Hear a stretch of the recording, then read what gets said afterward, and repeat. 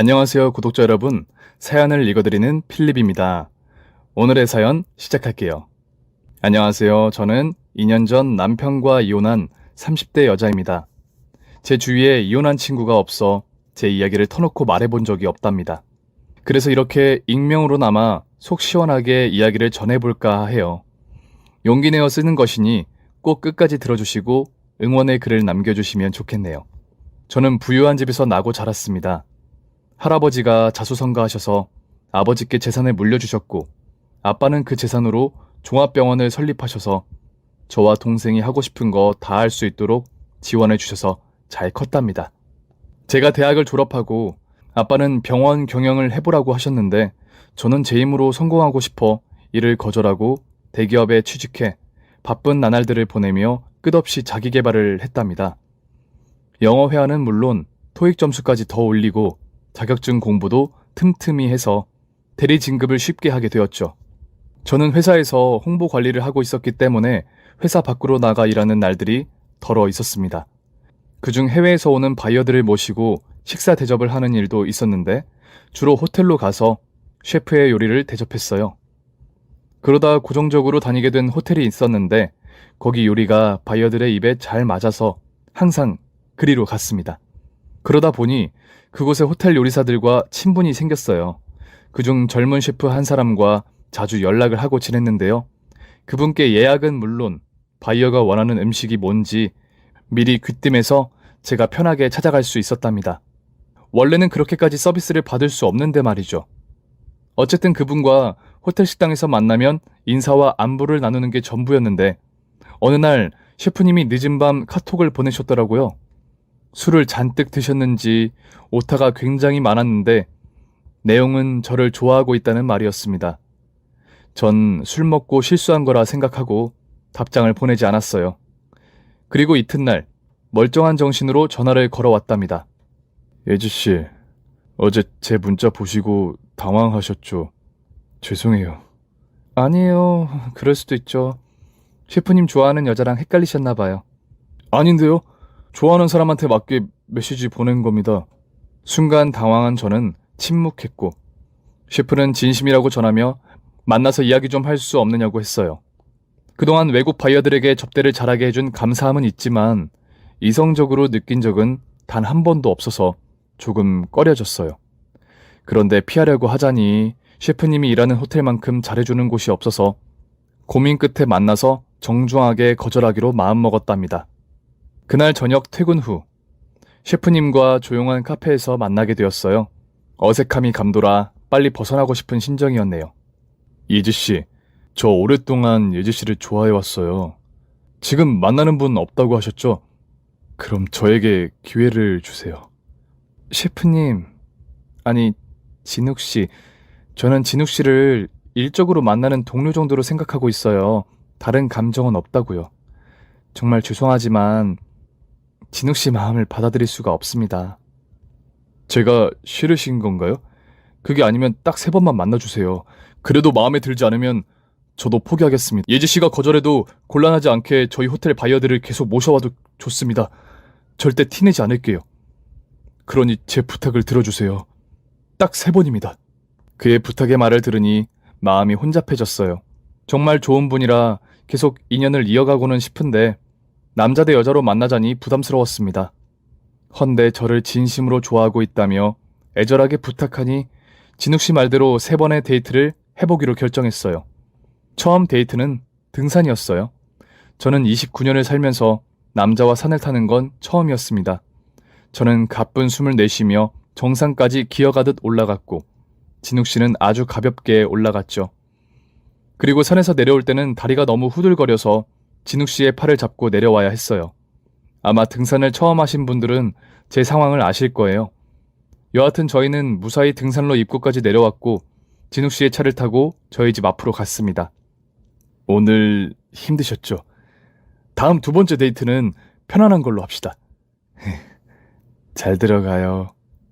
네? 네. 저는 내심 아쉬웠어요. 힘들게 등산을 했으면 밥이라도 사줄 거라 예상했는데 정말 등산만 하고 집으로 돌아가더라고요. 이게 데이트인지 훈련인지 분간이 되지 않았답니다. 그리고 며칠 뒤 두 번째 데이트를 하기로 했는데 이번에는 도서관을 데려가더라고요. 전 책을 별로 안 좋아해서 두리번거리다가 아무 책이나 잡고 자리에 앉았죠.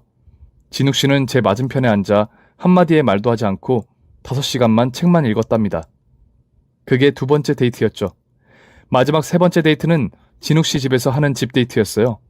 상식적으로 사귀지도 않는 남자의 집에 가는 건 아니라고 생각해 이를 거절했는데 진욱 씨가 무슨 상상하는지 아는데 진욱 씨는 주방에서 자기가 만들고 싶은 음식을 스스로 만들어 손님에게 주는 오마카세를 해주려고 초대하는 거라고 하더군요.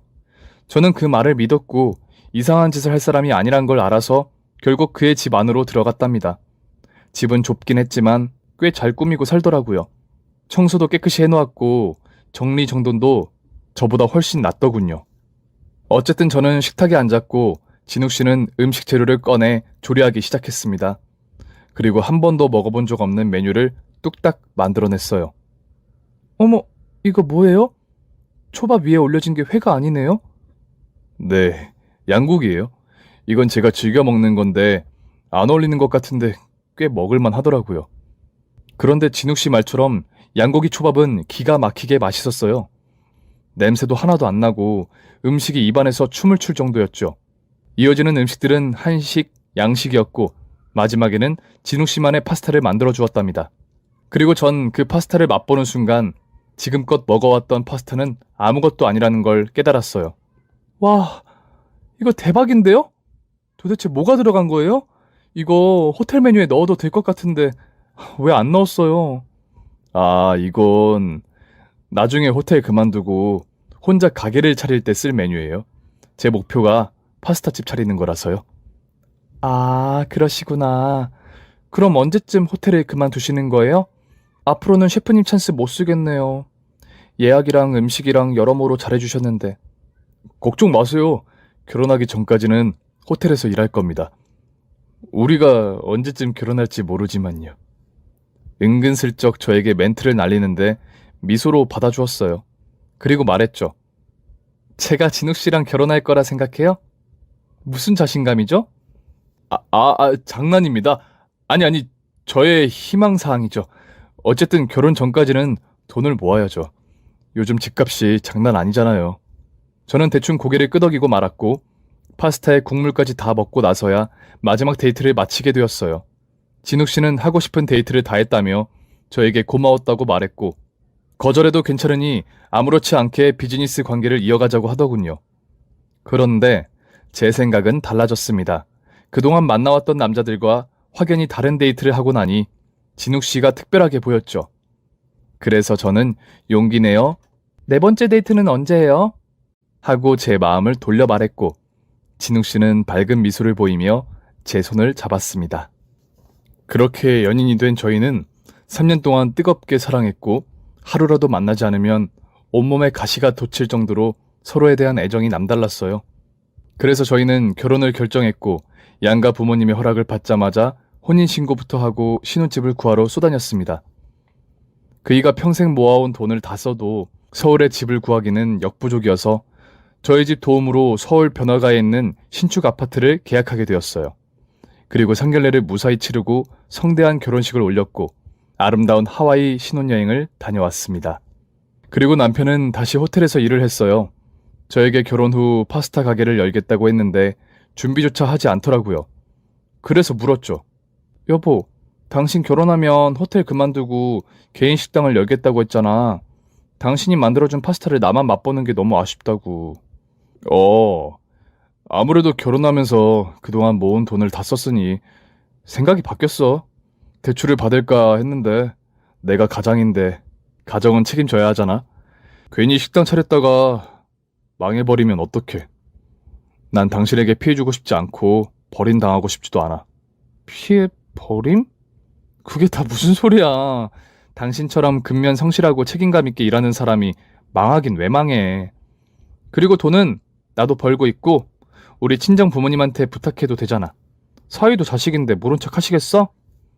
저는 그이에게 용기를 주고 싶었고 지원도 해주고 싶었습니다. 정말 그래도 될까? 사실 혼자 장사해보고 싶긴 해.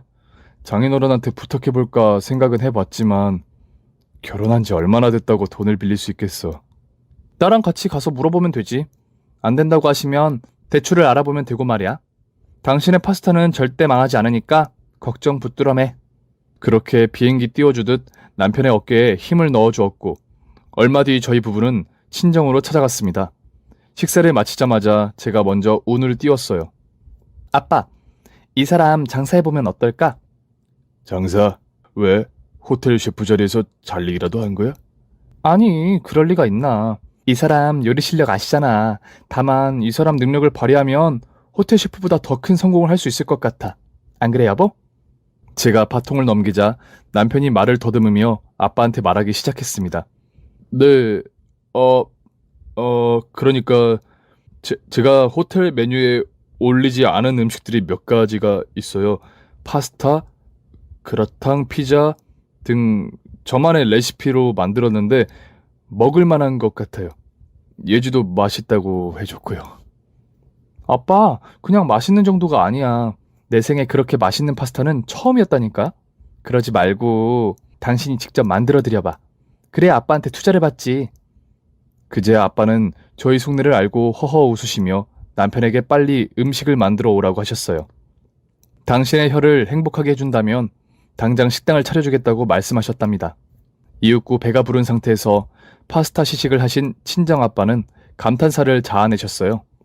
이야, 귀가 막힌데 손서방. 합격이야. 아빠, 그럼... 그래, 내가 투자하마. 대신 잘해야 한다. 뭐 손서방이 워낙 성실하니 알아서 잘 운영하겠지만 말이야. 저와 남편은 기쁨의 미소를 보였고 이내 양손을 잡고 환호성을 질렀습니다. 그리고 며칠 뒤에는 남편의 유일한 가족인 시어머니가 친정을 찾아오셨어요. 당신의 아들을 믿고 투자해 주셔서 감사하다는 인사를 드리러 오셨답니다. 그 자리에 저와 남편도 있었어요. 사돈, 이 은혜를 어떻게 갚아야 할지 모르겠어요. 저 혼자 이 녀석을 키우며 못해준 게 참 많았는데 사돈께서 제가 못해준 걸 해주셔서 너무 감사합니다. 아이, 아닙니다. 손서방이 충분히 능력 있고 성공 가능성이 보였기 때문에 투자한 겁니다. 사돈이 아들을 참 잘 키우신 것 같아요. 제가 죽는 그날까지 두 분을 은인으로 생각하고 살겠습니다. 진심으로 감사해요. 훈훈한 분위기는 꺼지지 않았고 양가 식구들이 모두 한자리에 모여 맛있는 식사를 하고 기쁘게 헤어졌답니다. 그 이와 함께 식당을 들인 건물은 꽤 비싼 임대료와 권리금을 줘야 하는 서울의 한 지하철역 근처였어요. 남편은 5년 동안 돈을 모아도 그 자리에 가게 차리는 게 힘들다며 친정아빠께 진심으로 감사하다고 전했답니다. 인테리어 공사를 마치고 간판까지 달고 나서야 파스타집을 오픈하게 되었는데요. 첫날부터 사람들이 줄을 서서 그이가 몸살이 나고 말았답니다. 혼자서 다 해보겠다며 직원을 채용하지 않으려고 했는데 이대로 가다간 남편이 쓰러져 가게 문을 닫아야 할 상황이 올 것 같아 직원 둘을 채용했어요. 그런데도 식당은 매일같이 손이 모자랐고 주방에서 혼자 일하던 남편은 보조 요리사까지 채용했답니다. 그렇게 해서 식당이 안정을 찾았고 12시간 내내 몰려오는 손님들에게 파스타를 맛보게 해드렸어요. 해가 바뀌어도 남편의 식당은 대박을 이어갔고 창업을 준비하는 여러 사람들이 프랜차이즈를 내고 싶다고 찾아왔습니다. 그이는 그 기회를 놓치지 않았고 프랜차이즈를 서울에 5개나 오픈시켰어요. 가맹비에 재료와 레시피를 남편에게 모두 받아서 쓰니 그이 벌이는 호텔에서 일했을 때보다 10배는 커졌죠. 그렇게 되자 남편은 식당을 확장시키고 종업원을 10명이나 채용했어요. 파스타와 그라탕을 비롯해 많은 음식들이 그이의 손이 아닌 후배 요리사들이 만들며 장사를 이어갔어요. 남편은 5개의 프랜차이점을 돌며 음식 상태를 확인하고 본점에 들어와 계산대에 앉아서 편하게 일하더라고요. 저는 남편이 조금 안일해졌다는 생각에 여보, 요즘 너무 자리를 많이 비우는 거 아니야? 오늘도 퇴근해서 들렸더니 나가고 없더라. 아무리 후배들이 요리를 잘한다고 해도 당신이 만든 것만 하겠어? 하고 돌려 말했는데 그이는 무슨 소리야. 내 후배들 다 실력 있는 애들이야. 그리고 아직도 내가 주방에서 비지땀 흘리면서 일하겠어? 지금 위치가 바뀌었잖아. 그러니까 괜히 남자가 하는 일에 사업에 관심 끄고 당신 할 일이나 제대로 해. 라고 대답했어요.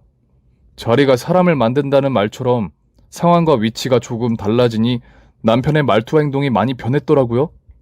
제가 충고섞은 조언을 해봐야 소용없었고 가게 또한 잘 돌아가고 있으니 그냥 두고 보기로 했답니다.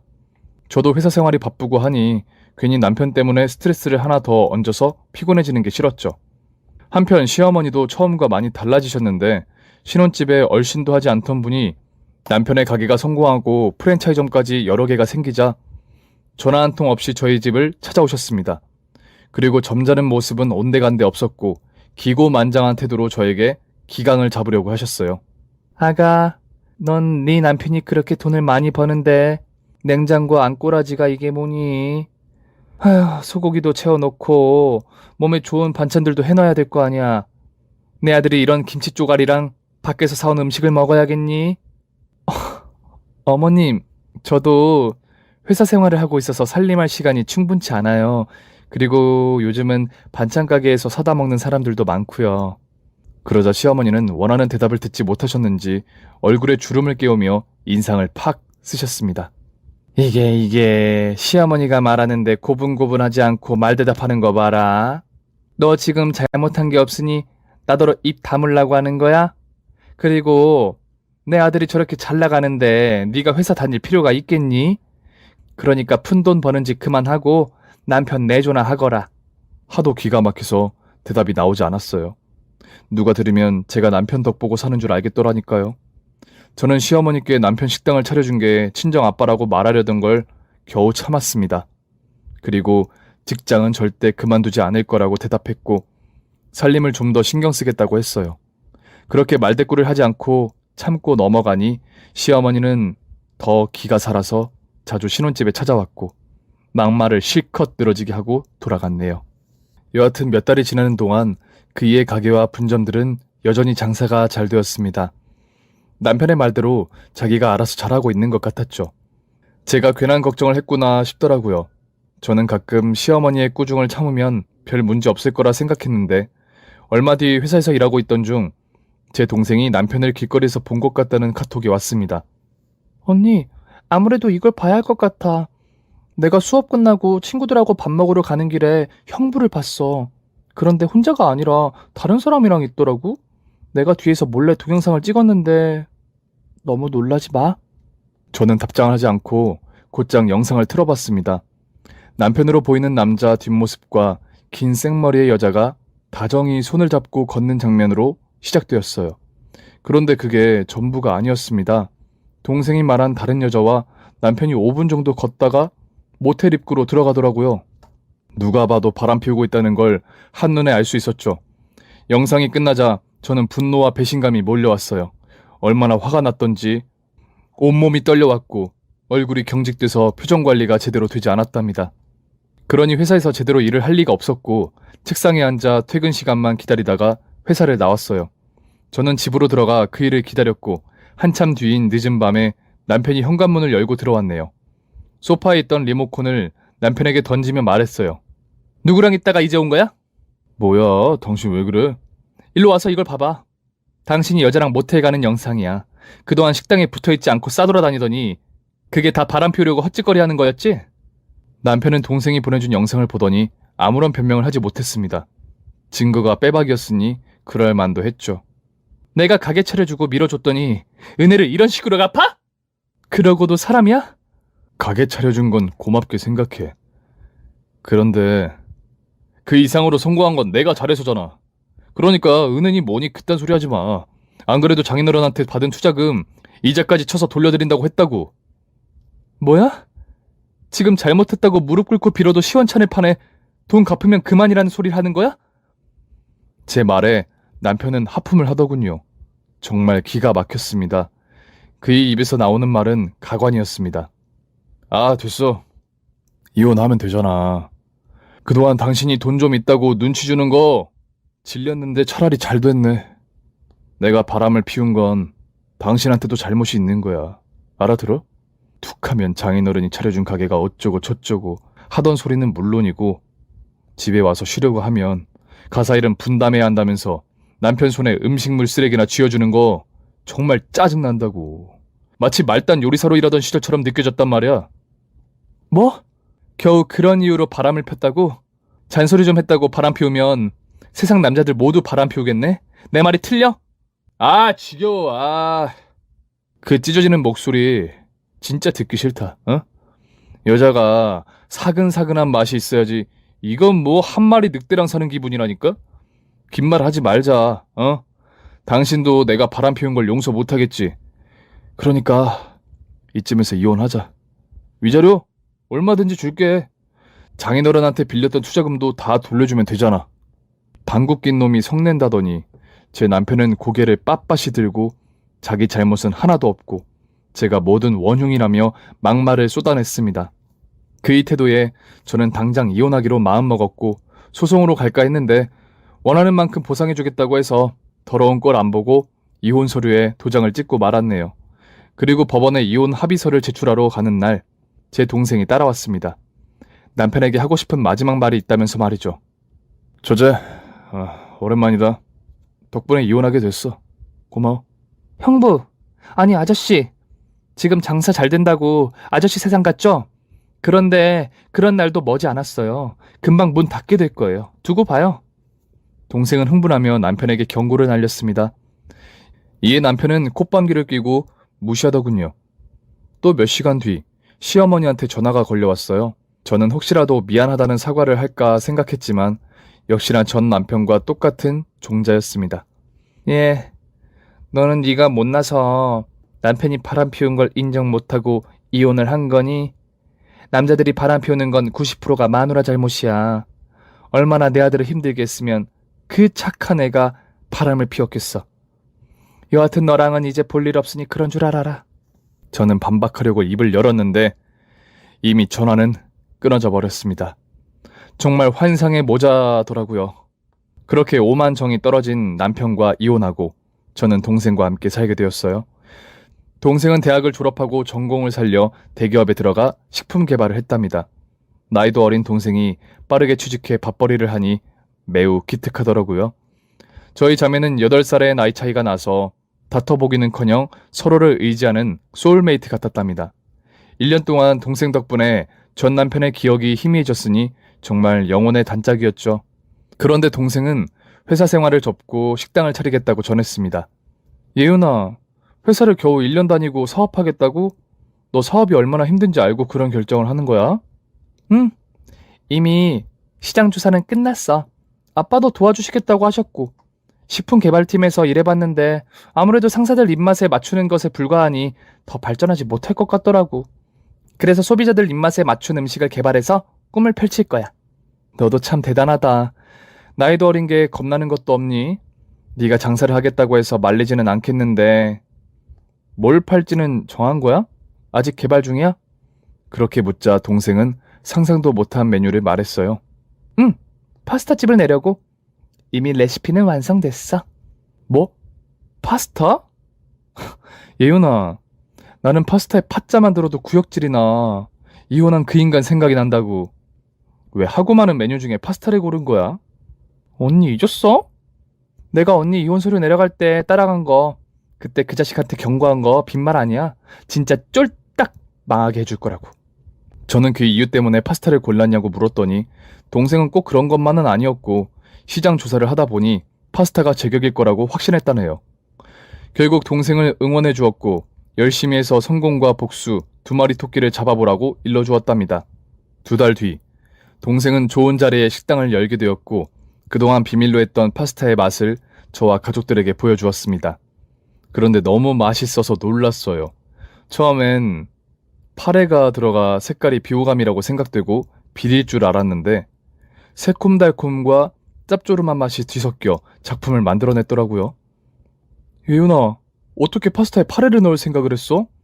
이거 진짜 맛있어. 대박이라고. 아니, 파래 파스타는 원래 시중에 나와 있어.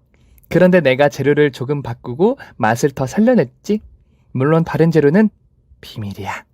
저는 레시피를 알려줘도 그렇게 맛있게 만들지는 못하겠다며 동생에게 극찬을 했습니다. 며칠 뒤 동생의 파스타집이 정식 오픈되고 손님들에게 맛보이기 시작했어요. 그리고 예상보다 더 뜨거운 반응을 일으켜서 입소문은 물론이고 인터넷의 맛집으로 도배가 되었답니다. 전 남편 파스타 집을 처음 시작했을 때보다 더 빠르게 말이죠. 그러니 사방팔방에서 손님들이 찾아와 줄을 서서 먹었고 얼마 뒤에는 분점을 부탁하는 창업자들이 줄을 섰습니다. 동생은 창업자들에게 저렴한 비용을 받고 가게 오픈을 도와줬고 재료와 자재 역시 적당한 가격으로 지원해 주었죠. 식당을 개업한 지 1년이 되던 날 동생의 파스타집은 서울뿐만 아니라 경기도 몇 군데와 지방까지 쭉쭉 뻗어나가 20개의 분점을 내게 되었답니다. 그때는 형만 한 아우가 없다는 말이 틀렸다는 걸 체감되는 순간이었어요. 저보다 나이만 어렸지 지식과 능력은 저보다 한참 언니 같았다니까요. 그리고 재밌는 일이 또 벌어졌습니다. 이미 파스타집을 운영하는 사람이 동생의 가게에 찾아온 거예요. 간판을 바꾸고 동생에게 분점을 얻으려고 말이죠. 그런데 그 파스타집은 다름 아닌 전 남편의 분점이었어요. 제 동생이 내준 분점을 찾아가 파스타를 먹어봤는데 전 남편의 파스타와는 비교도 안 될 만큼 맛있다며 동생의 가게로 바꾸고 싶다 말했답니다. 그러자 동생은 당연하다는 듯이 분점을 내주기로 했고 전 남편의 가게의 분점 사장들에게도 저렴하게 내준다고 말해달라며 동생의 파스타집으로 바꿀 생각 있는 분들은 얼마든지 환영하고 기다리겠다고 전했답니다. 그런데 얼마 지나지 않아 전 남편의 파스타 분점 사장들이 또 동생을 찾아왔어요. 그들은 동생의 음식이 맛있는 걸 두말할 필요도 없다 전했고 전 남편이 가게 운영을 제멋대로 하는 바람에 피해가 이만저만이 아니라고 했어요. 아니, 그 대표님은 매출도 계속 줄어들고 있는데 재료값을 말도 안 되게 올리더라고요. 저희가 너무 심한 거 아니냐고 했더니 하기 싫으면 간판 내리고 접으라고 했다니까요. 저희도 재료가 더 싱싱하고 좋으면 당연히 올려드릴 마음이 있겠지만 갈수록 시들어 빠진 재료만 들이밀고 있으니 굉장히 난감했죠. 그래서 저희가 따로 사비를 들여 재료를 구입해서 음식을 만들고 있는 게 현재 상황이에요.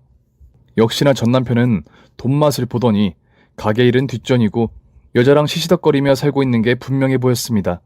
제 동생은 그런 대표와 왜 일을 하냐고 말했고 당장 간판을 내리고 자기한테 분점을 받아 장사를 시작하라고 일러주었어요. 그렇게 결과를 보아하니 제 동생이 전 남편의 분점을 모두 빼앗은 것처럼 보였습니다. 물론 실력으로 해낸 것이었지만 전 남편 입장에서는 남의 가게를 넘보게 되었다고 착각할 만했죠. 결국 남편은 모든 분점을 잃자 분점 사장들에게 제 동생의 가게 위치를 캐물어서 찾아왔답니다. 그날은 다행히 제가 동생 식당에서 서빙을 돕고 있었고 브레이크 타임에 전 남편이 들어왔네요. 뭐야? 오예지 오예윤. 너희들이었어? 남의 분점 빼앗아가는 파렴치한 짓을 한 게? 너희들 때문에 무슨 일이 일어나는 줄 알아? 내 어머니가 돌아가셨다고! 분점이 사라질 때마다 화병과 우울증을 겪으셨는데 마지막 분점까지 사라지자 충격으로 심장마비로 돌아가셨단 말이야. 니들이 내 어머니를 돌아가시게 한 거라고. 저는 시어머니가 돌아가셨다는 말에 하나도 슬프지 않았어요. 그리고 저희한테 그걸 책임지라는 전 남편도 이해되지 않았고요. 당신 엄마가 돌아가신 게 왜 우리 탓이야? 여자들이랑 놀아나 가게 말아먹은 네 탓이지. 이게 끝까지 너희들이 한 짓을 봐. 상도덕 없이 남의 가게를 훔쳐가는 파렴치한 것들아. 그러고도 무사할 줄 알아? 나 고소할 거야. 니들 자매 가만두지 않겠다고. 하! 웃기는 소리 하네. 고소? 무슨 명목으로 하려고? 내 동생은 분점 달라고 찾아오는 사람들에게 식당을 내게끔 해준 죄밖에 없는데 말이야. 뭔데? 무슨 명목으로 고소할 거냐고. 아니 이건 너무 심하잖아. 한두 집도 아니고 5집 모두 분점을 내주면 어떡하냔 말이야. 당장 물러. 그러자 제 동생이 저를 맞고 나섰습니다. 이봐요 아저씨. 내가 법원에서 뭐라 했죠? 당신 쫄딱 망하게 해준다고 했죠. 그리고 겨우 한다는 게 큰 소리 내고 협박이나 하는 거예요? 진짜 무식한 양반이네. 내가 분점 내달라고 사정한 것도 아니고 다들 제 발로 찾아와 제안하는데 내가 거절할 이유가 있겠어요? 아저씨 사업 수완이나 음식 맛이 별로이니 이렇게 된 거라 생각은 못했죠. 아저씨는 내 상대가 안 돼요. 지금 아저씨가 운영하는 본점도 팔이 날린다고 그러던데. 되게 생각해도 망할 것 같죠? 똑 부러지는 동생 말에 전 남편은 당황했고 무슨 말을 할지 머릿속으로 정리하는 것 같았어요. 그리고 다시 말문을 열었습니다.